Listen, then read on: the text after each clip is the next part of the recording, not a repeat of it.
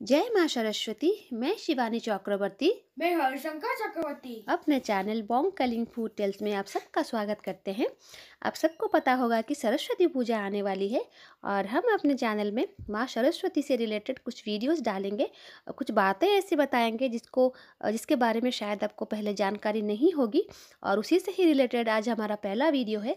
इसमें आज हम आपको बताएंगे कि सरस्वती पूजा से पहले बेर क्यों नहीं खाया जाता। शायद बहुत कम लोगों को ये बात मालूम होगी कि हमारे प्राचीन काल में ये प्रथा प्रचलन थी कि सरस्वती पूजा से पहले बेर नहीं खाया जाता। और वो क्यों नहीं खाया जाता, उसके पीछे के दो कारण हैं। एक तो वैज्ञानिक कारण भी है और दूसरी धार्मिक मान्यताएं भी है, और उन दोनों के बारे में हम आपको आज थोड़ी सी जानकारी देंगे। तो चलिए शुरुआत करते हैं इस कथा के बारे में, जिसकी वजह से बेर नहीं खाने का रिवाज है सरस्वती पूजा से पहले। बेर तो हर किसी को पसंद है, खट्टे मीठे बेर हर किसी को पसंद है। और इस बेर के जो उड़िया में जो उसको बोला जाता है उसको बोला जाता है बोरोकोली। बंगाली में उसको कहते हैं टोपाकुल, और खैर हिंदी में तो उसको बेर बोलते हैं, और संस्कृत में उसको बोला जाता है बद्री फल। ये दिखने में जितने खूबसूरत होते हैं खाने में उतने ही स्वादिष्ट होते हैं। लेकिन कहा जाता है कि सरस्वती पूजा से पहले अगर आप बेर खाएंगे तो आपकी बुद्धि जो है वो कम हो जाती है। माँ सरस्वती ये पसंद नहीं करते कि उनके पूजा से पहले बेर खाया जाए। कुछ लोग इस डर की वजह से बेर नहीं खाते हैं सरस्वती पूजा से पहले। और इसके पीछे की कथा ये है, ऋषि वेदव्यास जी, आप सबको पता होगा ऋषि वेदव्यास जी के बारे में। वो ब्रह्मा जी के पंचम अवतार थे। ये माना जाता है कि वेदव्यास जो है वो ब्रह्मा जी के पंचम अवतार हैं, और उन्होंने महाभारत लिखा था। उनकी वजह से वो बहुत ज़्यादा फेमस हैं और हम सब उन्हें उसी वजह से जानते हैं।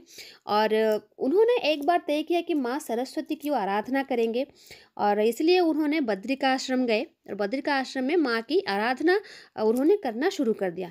और माँ सरस्वती ने भी उनकी थोड़ी परीक्षा लेने की सोची।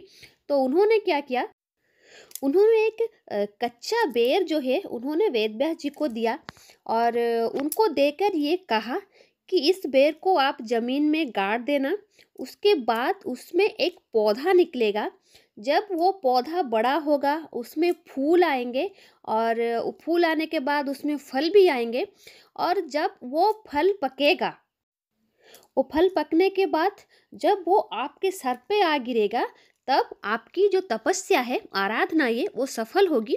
तो ये कहकर माँ ने उनको एक बेर दिया था, वही कच्चा बेर, जिसको कि ऋषि वेदव्यास जी ने उन्होंने उसको ज़मीन में गाढ़ा, और उसके बाद उसमें से पौधा निकले और उस पर फूल भी खिले। जिस तरीके से माँ ने कहा था बिल्कुल उसी तरीके से हुआ। उसके बाद उसमें फल आए और वो फल पके भी, और वो फल पकने के बाद ऋषि वेदव्यास जी के सर पर वो आ गिरे। जो माँ ने कहा था फल पकने के बाद जब वो आपके सर पर गिरेगा तभी आपकी जो तपस्या है वो सफल हुई। जब वो फल वेदव्यास जी के सर पे गिरा, उसके बाद उनको लगा कि माँ ने उनका तपस्या स्वीकार कर लिया और उनकी तपस्या जो है वो सफल हो गई है। और उसके बाद ही उन्होंने उस तपस्या सफल होने के बाद ही उन्होंने उन्हें ब्रह्मचरित की रचना की थी। तो उसी वजह से ये श्री पंचमी के दिन हुआ था, सरस्वती पूजा के दिन हुआ था। तो इसी वजह से मानना है कि सरस्वती पूजा से पहले जो है वो फल नहीं खाया जाता, बेर का फल नहीं खाया जाता। इससे माँ सरस्वती रुष्ट हो जाती हैं।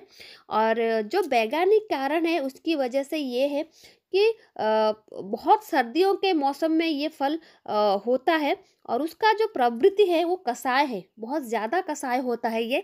और इसको खाने से क्या होता है, कॉन्स्टिपेशन वगैरह की प्रॉब्लम होती है, क्योंकि कच्चे बेर खाएंगे तो ये प्रॉब्लम होगा। जैसे मैंने कहा कि उसकी प्रवृत्ति जो है कसाय होती है। तो शायद लोग, अगर आप नॉर्मली लोग को समझाएंगे तो नहीं समझते इस बात को। तो शायद हमारे जो पूर्वज हैं वो धर्म का डर दिखाकर भगवान की मतलब भगवान का जो कोप होता है उसके डर दिखाकर इस सारे चीज़ों को मनवाने की कोशिश करते थे। खैर सही बात है, जिस तरीके से भी हो अच्छी चीज़ें मानने में कोई प्रॉब्लम नहीं है।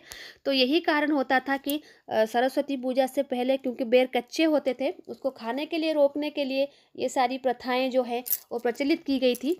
और ये अच्छी बात है, हम सबको मानना भी चाहिए। लेकिन हमारे यहाँ पर हम सरस्वती पूजा के दिन नहीं खाते, उसके नेक्स्ट डे खाते हैं, जो षष्ठी होती है, शीतला षष्ठी होती है, माता शीतला की पूजा होती है, उसके ऊपर भी मैं वीडियो डालूँगी। उसी दिन हम खाते हैं।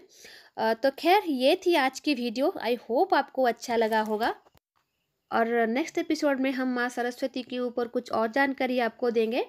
तो आज के लिए इतना ही। घर में रहिए, स्वस्थ रहिए। जय जगन्नाथ, जय माँ काली, जय माँ सरस्वती।